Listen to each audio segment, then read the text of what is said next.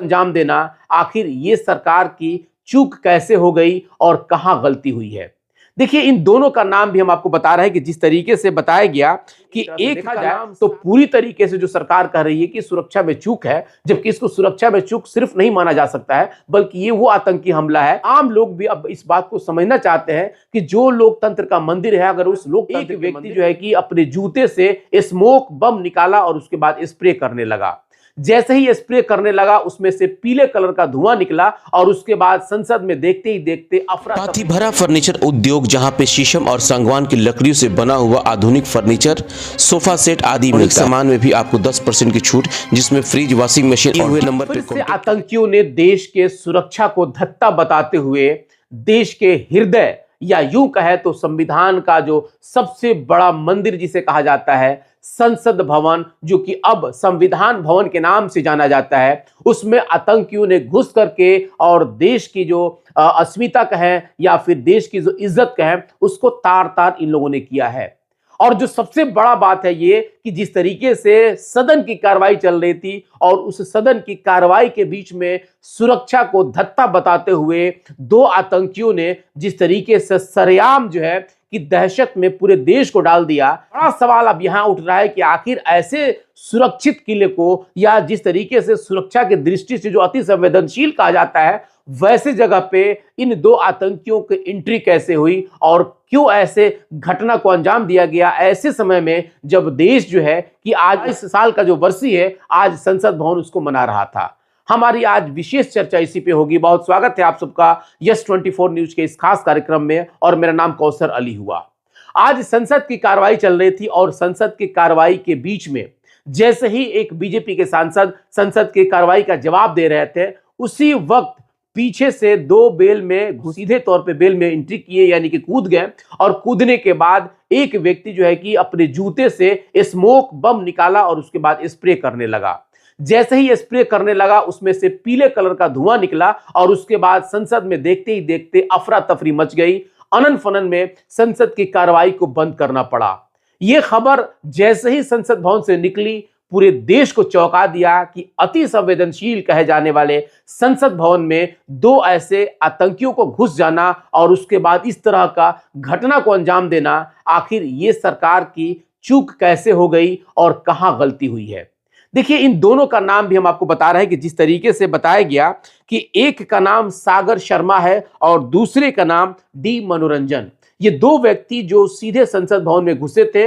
और बेल में जब कार्रवाई चल रही थी, बेल में घुसने के बाद इन लोगों ने इस तरह की हरकत किया, इस तरह की घटना को इन लोगों ने अंजाम दिया। अब बड़ा सवाल उठता है कि इन दोनों का जो पास जारी हुआ था, किसके रिकमेंडेशन पे, किसके कहने पे हुआ था और किन लोगों ने इन लोगों को उसमें एंट्री कराई। अब सवाल इसमें यह आ रहा है कि आखिर भारतीय जनता पार्टी के जो सांसद थे जो उस वक्त जवाब दे रहे थे और उसी वक्त इन दोनों आतंकियों ने बेल में घुस करके और इस तरह की घटना को अंजाम दिया। देखिए, कहा जा रहा है कि भारतीय जनता पार्टी के मैसूर के संसद सदस्य हैं जिनके द्वारा पास जो है कि जिनके रिकमेंडेशन पे इस पास को जारी किया गया था और इन दोनों व्यक्तियों को उसमें एंट्री मिली थी। हालांकि दो व्यक्ति संसद भवन के बाहर थे जिनका नाम अमोल शिंदे और नीलम बताया जा रहा है, जो कि संसद भवन के बाहर थे, और ये दो व्यक्ति जो सागर शर्मा और डी मनोरंजन, ये संसद भवन के अंदर प्रवेश करके और इस घटना को इन दोनों ने अंजाम दिया। दूसरी जो सबसे बड़ी बात है कि जो देश का सबसे संवेदनशील या यूं कहे तो सबसे सुरक्षित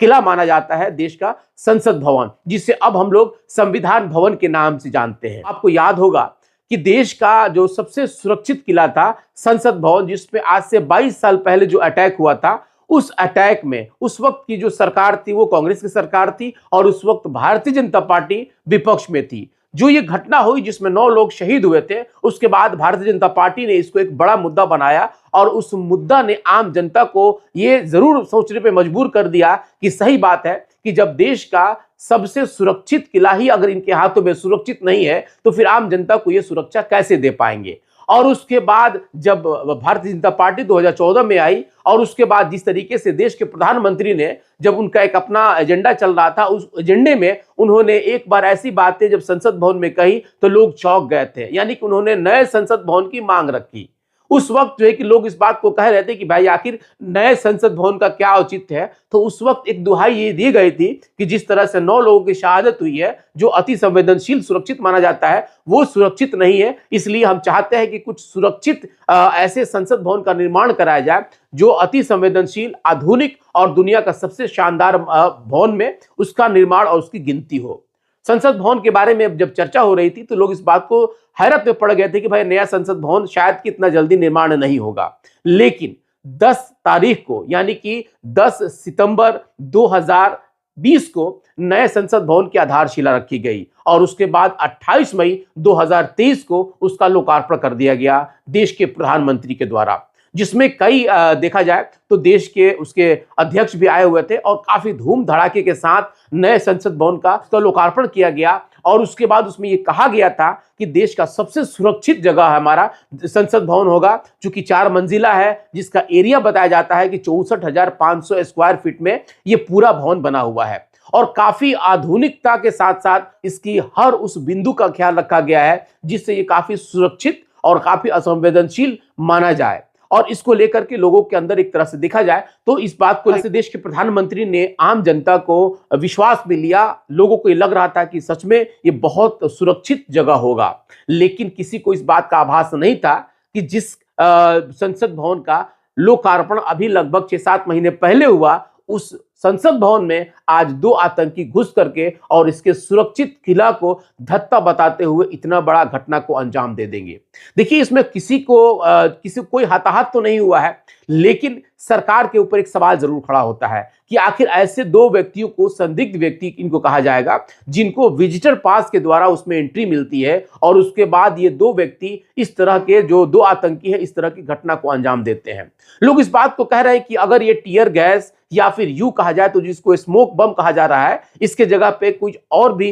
खतरनाक चीजें हो सकती थी जिससे कई सांसदों की जान के ऊपर बीत सकती थी, या यूं कहा जाए तो संसद भवन को काफी नुकसान भी हो सकता था। इसका आखिर जिम्मेवार कौन है? एक बड़ा सवाल यह भी उठता है कि जिस तरीके से देश के जो अति संवेदनशील कहे जाने वाले भवन का अगर सरकार इस तरीके से सुरक्षा नहीं दे पा रही है, तो उसके बाद जो वादे कर रही है, क्या आम जनता को अगले उन वादों पे भरोसा हो पाएगा? हालांकि ये बातें कई कांग्रेस के सांसदों ने अभी कहा है, लेकिन अब ये बात कहीं ना कहीं एक तरह से देखा जाए तो पूरी तरीके से जो सरकार कह रही है कि सुरक्षा में चूक है, जबकि इसको सुरक्षा में चूक सिर्फ नहीं माना जा सकता है, बल्कि ये वो आतंकी हमला है। आम लोग भी अब इस बात को समझना चाहते हैं कि जो लोकतंत्र का मंदिर है, अगर उस लोकतंत्र के मंदिर में जिस तरीके से जो वादे किए गए थे, जो भरोसा दिलाया गया था, अगर वो भरोसा इस सरकार के अंदर कामयाब नहीं हो पा रहा, तो एक बड़ा सवाल ये उठता है कि आखिर सरकार जिस जिम्मेवारी के तहत अपनी जिम्मेवारी को समझ रही है, क्या उसमें इस तरीके को और इतने बड़े घटना को चूक कहना सही होगा? हालांकि जांच होगा, इसके बाद ये पता चलेगा कि इसमें और क्या क्या कड़ी हो सकता है। लेकिन फिलहाल जिस तरीके से